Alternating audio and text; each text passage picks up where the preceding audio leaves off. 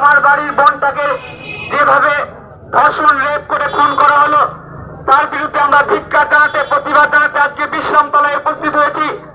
আগামী দিনে আপনাদেরকে একসাথে একজোট হয়ে এই মা বোনেদের, ভাই বোনেদের, ছাত্রছাত্রীদের আমরা একসঙ্গে ডাক দেব।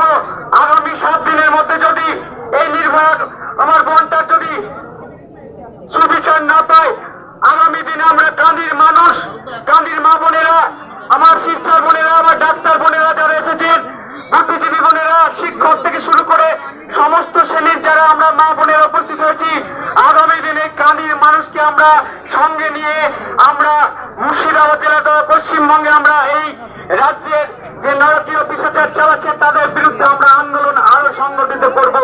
তাই সকলকে আমরা আহ্বান করছি, আপনারা কাঁধে কাঁধ মিলিয়ে আমরা একসাথে আমরা এই আন্দোলনকে এগিয়ে নিয়ে যাব।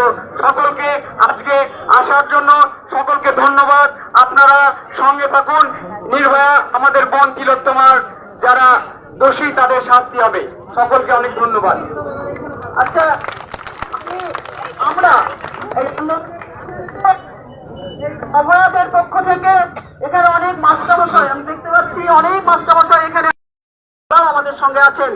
আমি শিক্ষকদের এখানে দেখতে পাচ্ছি, আমাদের মাননীয় বিপুল চক্রবর্তী মহাশয় এখানে উপস্থিত আছেন। আমাদের এই আন্দোলনকে আরো দূর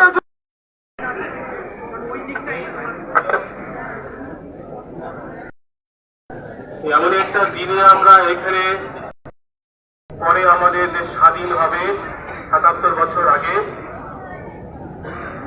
সেই সময়ে সন্ধিক্ষণ হয়েছে আমরা দাঁড়িয়ে